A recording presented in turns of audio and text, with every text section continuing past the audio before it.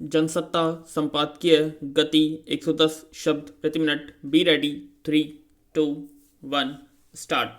कानपुर जिले के बिकरू गांव में 8 पुलिसकर्मियों की हत्या करने वाले विकास दुबे को गिरफ्तार करने में पुलिस अब तक नाकाम रही है और अब अन्य स्रोतों के सहारे उस तक पहुंचने की कोशिश शुरू करनी पड़ी है। घटना के दिन ही आसपास के इलाकों को सील करने और अधिकतम सख्ती बरतने का दावा किया गया था, लेकिन 5 दिन बाद भी कोई सुराग नहीं मिला।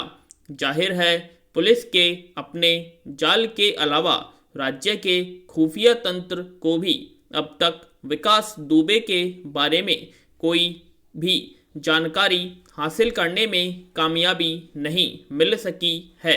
यह समूचे ढांचे में एक ऐसी कमी का संकेत है जिसके रहते अपराध जगत पर काबू पाने का किसी भी सरकार का दावा महज आधा अधूरा ही रहेगा।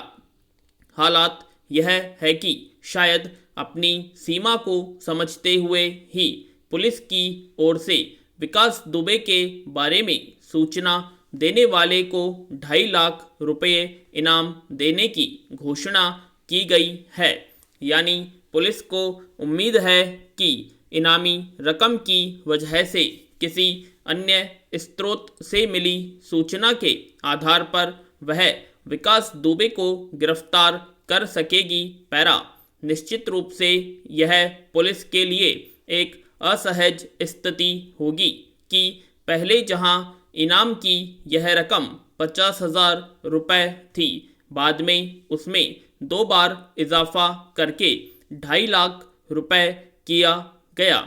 इनाम घोषित कर किसी अपराधी के बारे में सूचना हासिल करना कोई कानूनी कार्रवाई को कामयाब बनाने की प्रक्रिया का एक हिस्सा जरूर रहा है, लेकिन जिस दौर में समूचे उत्तर प्रदेश में अपराध जगत के खिलाफ एक व्यापक अभियान चलाने के दावे के बीच मुठभेड़ों में अपराधियों को मार गिराए जाने को ही पुलिस की कामयाबी के रूप में पेश किया जा रहा हो, वैसे में 8 पुलिसकर्मियों की हत्या के बाद विकास दुबे का लापता हो जाना क्या समूचे पुलिस और खुफिया तंत्र की नाकामी के रूप में नहीं देखा जाएगा?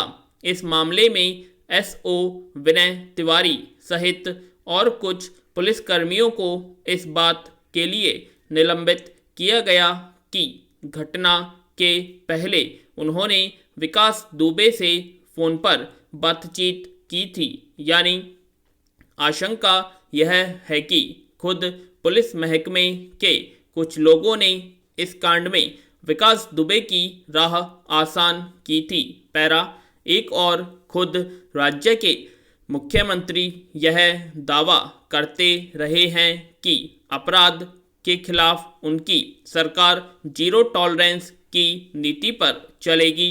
दूसरी ओर पिछले 2-2.5 दशक के दौरान विकास दुबे ने आम अपराधों से लेकर थाने में घुसकर हत्या करने जैसे अपने गंभीर अपराधों के जो रिकॉर्ड कायम किए थे और उनके खिलाफ कम से कम 60 मामले दर्ज थे, उसमें उसे अधिकतम सजा के तहत जेल में होना चाहिए था। लेकिन यह समझना मुश्किल है कि किन वजहों से उसे हर बार जमानत मिलती रही और वह आज़ाद घूमता रहा।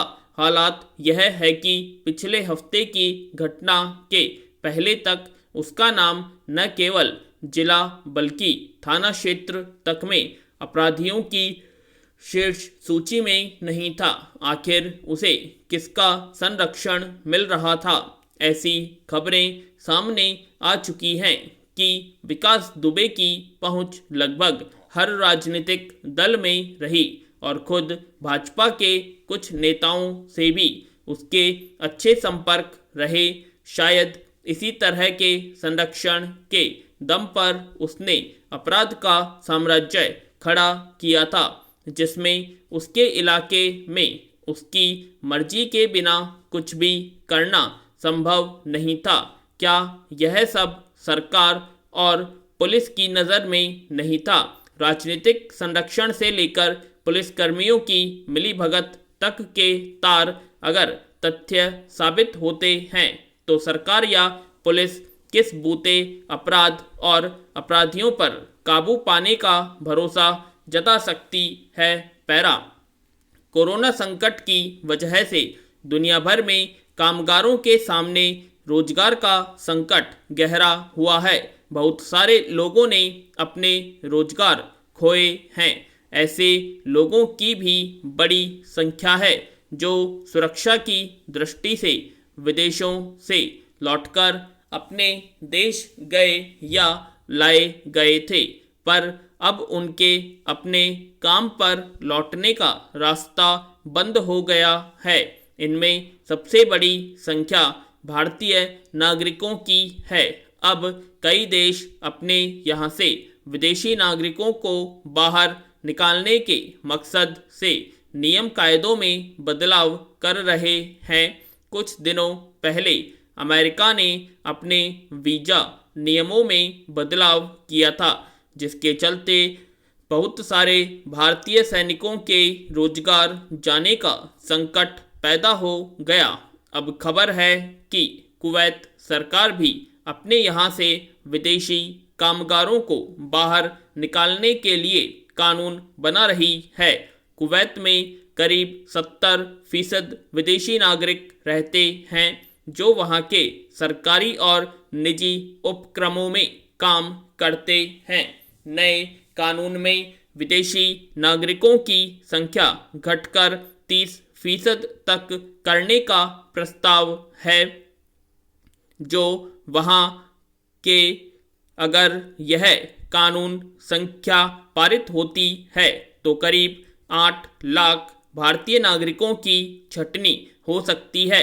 जाहिर है ये लोग यहाँ आएंगे तो उनके लिए रोजगार के नए अवसर पैदा करना बड़ी चुनौती साबित होगी।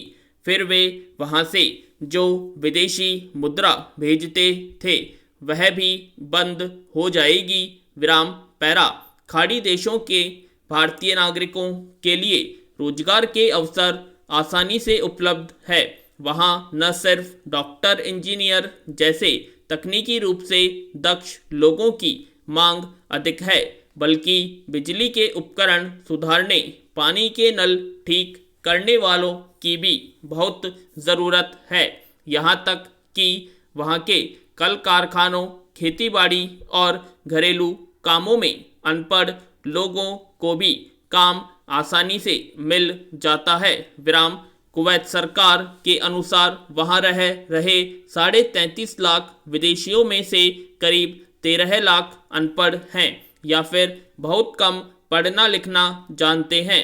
ऐसे देशों में रोजगार के रास्ते बंद होंगे तो बहुत सारे भारतीय नौजवानों के सामने रोजगार का संकट और बढ़ेगा।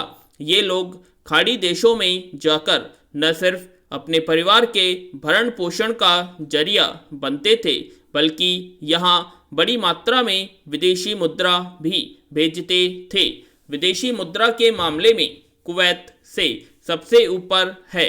2018 में वहाँ से भारतीय नागरिकों ने 4.8 अरब डॉलर भेजे थे। इस वक्त भारत की अर्थव्यवस्था काफ़ी खराब है। विदेशी मुद्रा की आवक घटने से उस पर और मार पड़ेगी। पैरा। आशंका है कि विदेशों में रह रहे भारतीय नागरिकों के रोजगार पर संकट गहराने का मामला केवल कुवैत तक सीमित नहीं रहने वाला। अमेरिका पहले ही छटनी का मन बना चुका है। कोरोना संक्रमण के चलते दुनिया के तमाम देशों के रोजगार पर संकट गहरा हुआ है। खर्चों में कटौती का सिलसिला जारी है। हर देश अपनी अर्थव्यवस्था को पटरी पर लाने की कोशिश कर रहा है। नए रोजगार सृजन की संभावना काफ़ी क्षीण हो चुकी है। ऐसे में इन देशों की देखा देखी दूसरे देश भी बाहरी लोगों को वापस भेजने का कदम उठाते हैं तो भारत पर उसकी मार गहरी पड़ सकती है। बाहर से आए लोगों के लिए रोजगार के अवसर जुटाने का दबाव सरकार पर बढ़ेगा। इसके अलावा दूसरे देशों में रह रहे भारतीय नागरिकों में बड़ी संख्या कोरोना संक्रमितों की भी उनके आने से कोरोना संक्रमण का प्रसार रोकने की भी चुनौती बढ़ेगी। पूर्णविराम।